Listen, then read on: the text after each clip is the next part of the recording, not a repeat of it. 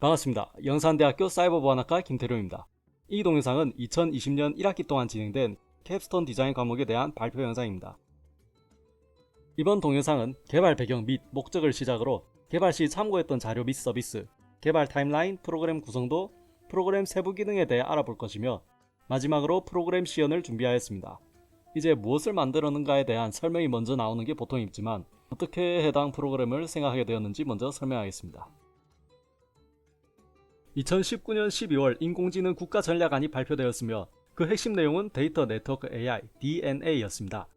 이 문서를 읽고 가장 먼저 떠오른 것이 일부 초능력자들이 생성한 빅데이터를 AI가 종합 분석하고 수사 네트워크망을 통해 형사가 미래의 범인을 잡아내는 영화 마이너리티 리포트였습니다. 하지만 필자의 경우 사이버보안학과 학생으로 AI와는 거리가 멀었으며 실제 범죄 정보를 열람할 권한이 없기에 마이너리티 리포트를 실현하려면 더 많은 정보가 필요하였습니다. 때마침 1월 중순경 경찰행정학과 오규철 교수님께서 경찰대학 및 치안정책연구소 견학 인원을 모집하셨으며 치안정책연구소에서 미래에 일어날 범죄를 예측하는 통계기법이 있음을 알게 되었습니다.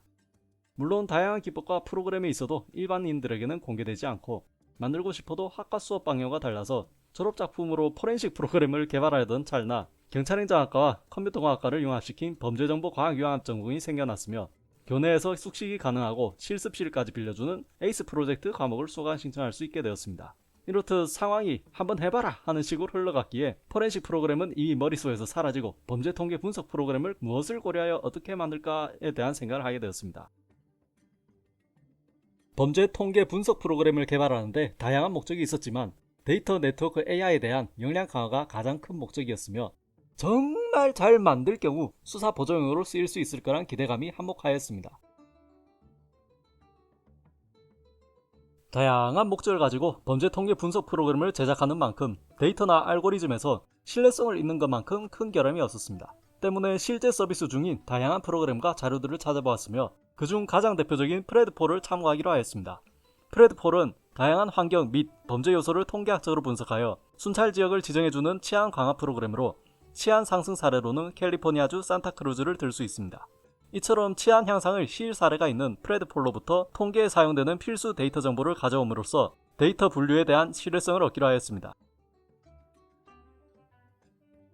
이후 국내 서비스인 생활안전지도에 방문하여 API 키를 받아 지도를 통한 통계 자료를 읽어보면서 생활안전지도의 연, 월, 일, 시 단위 분석 척도를 사용하여 분석 척도에 대한 신뢰성을 얻기로 하였습니다.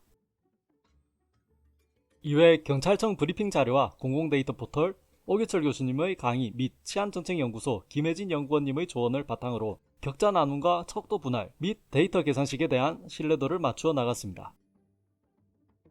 프로그램 제작에 돌입하기 전인 2월 달에는 최대한 많은 곳에서 다양한 조언을 구해보고 관련 교과목을 수강 신청하였으며 프로그램 제작을 시작한 3월부터는 교수님뿐만 아니라 다른 개발자들까지 괴롭혀가며 연산 방식이 타당한지 데이터는 신뢰할 만한지 질문을 하였습니다. 프로그램은 범죄정보 통계 분석뿐만 아니라 추후 다른 기능들도 부착할 계획으로 제작되었기 때문에 실행 시 메뉴 화면이 사용자를 먼저 반겨줄 것입니다. 이후 범죄 통계 분석 버튼을 클릭하여 각종 시각화 기능을 이용하기까지 총 10가지의 그래픽 유저 인터페이스와 10가지 서비스를 지원합니다. 프로그램 실행 시 메뉴 화면이 먼저 보일 것이며 각 아이콘 위에 마우스를 올리면 어떤 기능을 하는지 하단 설명란에 표시됩니다. 현재는 가장 좌측에 있는 범죄 통계 분석 기능만 사용 가능하며 그 이외의 나머지 기능들은 미구현 상태입니다. 또한 사용자를 위해 모든 우측 화면 상단에는 스크린샷 버튼과 항상 위 버튼을 추가하여 사용자 편리성을 더하였습니다. 설정 화면에는 효과음, 활성화, 비활성화 기능이 있으며 다국어 지원은 아직 완성하지 못하여 현재는 사용할 수 없습니다. 도움말 창에서는 대학 홈페이지로 링크된 로고와 개발자 연락처, 업데이트 날짜, 버전이 기술되어 있습니다. 범죄 통계 분석 기능 선택 시 기본 모델을 생성한 다음 범죄 통계 분석 메인 화면으로 이동하게 됩니다. 이 화면에서는 현재 등록된 모델과 데이터의 데이터 분포 범위를 확인할 수 있으며 현재 등록된 모델과 데이터를 CSV 파일이나 DB 파일로 추출하거나 CSV 파일 혹은 DB 파일로부터 모델과 데이터를 불러올 수 있습니다. 이 외에도 모델, 데이터를 추가, 편집하는 페이지로 넘어가거나 직접 현재 등록된 모델, 데이터를 이용하여 시각화 데이터를 생성할 수 있습니다. 모델 수정 페이지에서는 프로그램에 등록된 모델을 편집할 수 있으며 모델에 대한 상세한 설명은 데이터와 함께 나중에 설명하겠습니다. 데이터 수정 페이지에서는 프로그램에 등록된 데이터를 편집할 수 있으며 실제 범죄 데이터를 이용하여 분석하고는 싶지만 구할 수 없는 일반인 및 학생을 위해 제작한 임의 데이터 생성 기능을 이용하여 다양한 범죄 데이터를 스크립트에 맞게 생성할 수 있습니다. 프로그램은 기본적으로 모델, 데이터 및 추가 데이터 세 가지 테이블을 이용합니다. 모델은 카테고리와 엘리먼트로 나누어져 있으며 붕어빵 틀과 같은 역할을 합니다. 데이터는 붕어빵 틀에 맞게 찍혀나온 실질적인 요소로 모든 데이터는 공통적으로 순번, 카테고리, 엘리먼트, 시간, 횟수, 위치 정보를 갖게 됩니다. 하지만 붕어빵도 피자 붕어빵, 단팥 붕어빵, 태워먹은 붕어빵이 있듯이 같은 범죄 정보라도 살인이 있으면 피해자가 있을 것이고 강도가 있으면 작물이 있듯이 저마다의 속성 값을 가지는 경우가 있습니다. 이처럼 공통 데이터 이외에 가지는 모든 데이터를 추가 데이터 영역에 저장함으로써 시각화 진행 시 단순히 살인 정보에 대한 발생 확률을 구하는 것 이외에도 20세 이상 30세 미만 남성을 상대로 한 폭력 사건에 대한 향후 발생 가능성이 높은 지역을 구하거나 데이터 영역까지 합하여 울산시에서 2020년 6월부터 2022년 7월 사이 발생한 가해자가 20세 이상 30세 미만이고 피해자가 30세 이상 40세 미만 남성인 살인 범죄에 대한 발생 가능성이 높은 지역을 구하는 것이 가능합니다. 또한 추가 데이터는 영역이 고정된 것이 아니며 사용자가 직접 영역을 추가, 제거할 수 있기 때문에 더욱 다양한 영역값을 넣어 상세한 서브 쿼리가 가능하도록 돕습니다.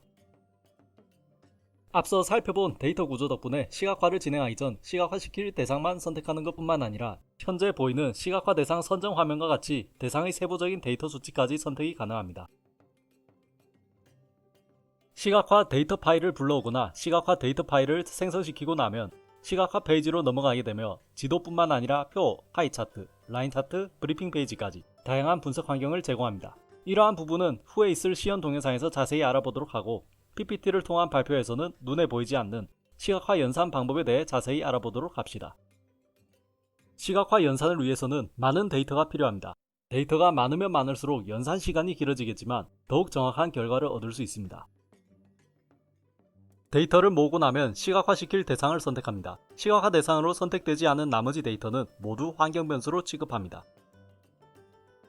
시각화 대상이 정해지고 나면 지도상 표기될 격자의 개수를 정해야 합니다. 행과 열의 수는 일치하지 않아도 되며 격자 수가 많아질수록 더욱 세분화된 지역 자료를 얻을 수 있는 대신 연산 시간이 길어집니다. 격자 수 지정이 완료되고 나면 환경 변수별 발생 시각과 시각화 대상별 발생 시각을 불러와서 시간별 많이 발생한 순으로 정렬시킵니다. 정렬된 시간차를 구하여 평균 시간 오차값을 구합니다. 구해진 시간 오차값은 따로 데이터베이스에 저장해 두었다가 다음 계산식 때 사용합니다. 이후 섹터 단위로 동일한 계산식을 사용하여 섹터별 시간 오차값을 구하고 개별 데이터베이스에 저장합니다. 시간 오차값이 모두 구해지고 나면 환경 변수와 시각화 대상 간 섹터별 평균 거리를 구하여 데이터베이스에 저장합니다. 오차값 계산이 끝나고 나면 연도별 시각화 대상의 절대 건수를 레이어에 추가하여 기본 발생 건수를 기반으로 한 섹터를 구성합니다. 이후 시간 오차값과 섹터별 절대 건수를 이용하여 시간 오차값 보너스를 계산합니다. 이때 평균 오차값으로 나누는 상수는 사용자 임의로 조정이 가능하며 이를 이용하여 특정 보너스 수치를 사용자가 원하는 대로 늘리거나 줄일 수 있습니다. 시간 오차값 보너스 레이어가 완성되고 나면 섹터별 시간 오차값 보너스를 동일한 방식으로 구합니다. 역시나 평균 오차로 나눈 상수는 사용자 임의로 조정이 가능합니다. 섹터별 시간 오차값 보너스 레이어까지 구성이 되었다면 시각화 대상 간 거리를 절대 건수 레이어와 비교하여 거리 오차값 보너스를 매깁니다.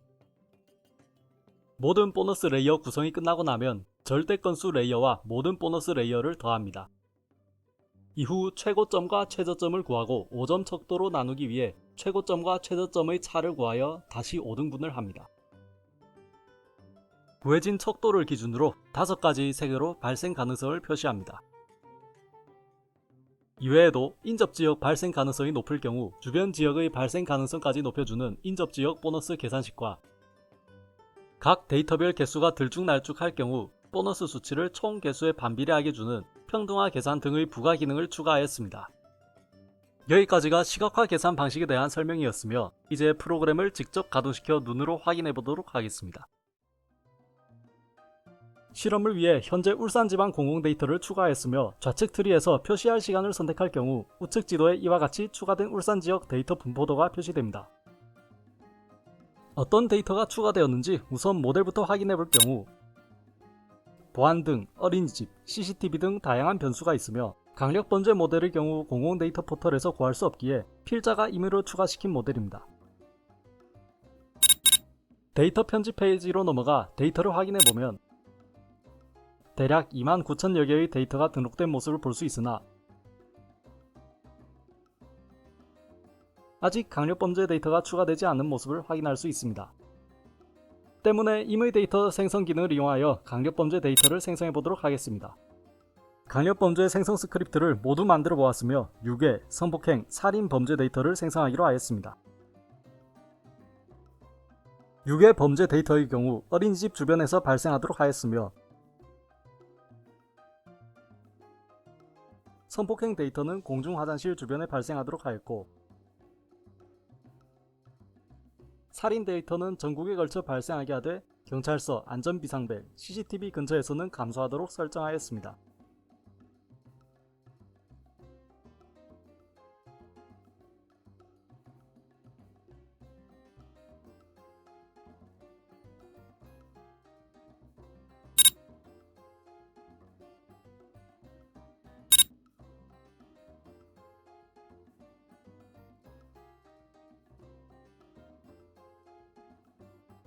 범죄 정보가 잘 생성된 것을 확인하였으므로 시각화를 진행하겠습니다.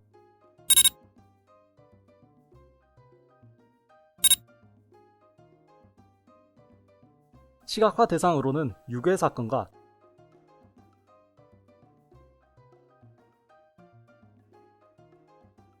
20세 이상 30세 미만인 여성을 대상으로 한 성폭행, 가해자 연령이 30세 이상 40세 미만인 남성인 살인 사건을 선택하였습니다. 이후 20행 20열 총 400섹터로 나누고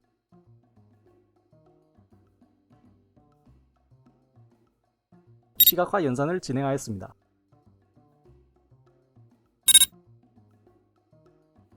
시각화 연산이 완료되어 시각화 페이지로 넘어왔으며 한번 살인 범죄의 전체 건수를 확인해 보도록 하겠습니다.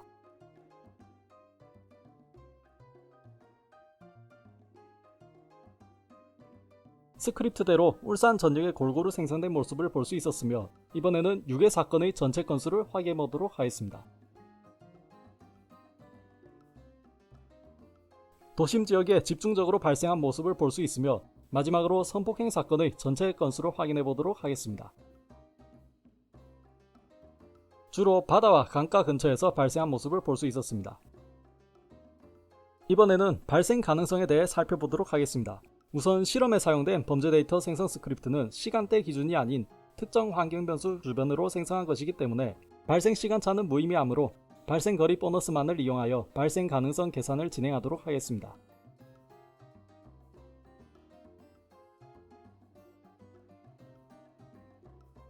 우선 살인 범죄에 대한 발생 가능성을 살펴볼 경우 155번 섹터가 가장 붉은 모습을 볼 수 있습니다. 155번 섹터를 표를 통해 확인해보면 보안 등 때문에 발생 가능성이 높다고 나오게 됩니다. 이는 전체 데이터 중 보안 등이 가장 많고 가장 넓게 분포되어 있기 때문에 발생 거리로 따질 경우 보안 등 요소가 가장 많이 집계되었기 때문입니다. 때문에 변수의 개수가 많을수록 적은 보너스를 부여하는 평등화 계산 옵션을 활성화시킨 채로 다시 지도를 확인할 경우 보안 등의 영향력이 줄어들어 좀 전과는 다른 형태가 보이게 됩니다. 살인사건의 발생 가능성이 도심지 외곽에서 높게 나온 것을 보아 CCTV, 보안 등, 경찰서 등 살인사건의 발생률을 억제시키는 환경 변수가 밀집하지 않은 지역의 살인사건 발생률이 오른다는 것을 알 수 있으며 연산 결과가 스크립트를 잘 간파한 것으로 볼 수 있었습니다. 이후 성폭행 범죄에 대한 발생 가능성을 평등화 계산식으로 확인해 볼 경우 해안가 인접지역과 도심지가 눈에 띄는 모습을 볼 수 있습니다. 그중 가장 수치가 높은 140번 섹터를 표를 통해 확인해 볼 경우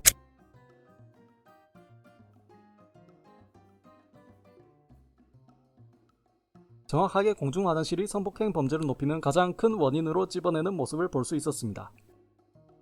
임의 데이터 생성기를 이용하여 성폭행 범죄 생성 시 공중 화장실 주변에 성폭행 범죄를 일으킨 것을 정확히 찝어낸 것입니다. 마지막으로 유괴 사건의 발생 가능성을 확인해 볼 경우 도심 지역이 붉게 변한 모습을 확인할 수 있는데 그중 수치가 높은 155번 섹터를 표로 확인해 보겠습니다.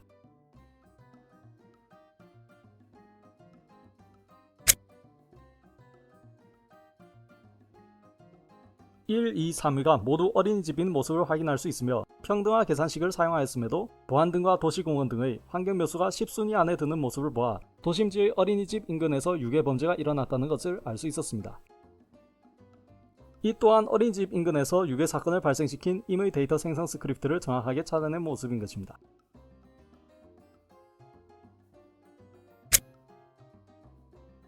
이대로 파이 차트를 통해 2010년의 유괴 사건 발생에 가장 큰 영향을 끼친 원인을 출력시켜 보았으며 표를 통해 보는 것보다 한결 보기 편하였습니다. 실험 결과를 통해 분석 프로그램이 단편적이지만은 데이터 생성 스크립트를 잘 간파하고 있는 모습을 알 수 있었습니다.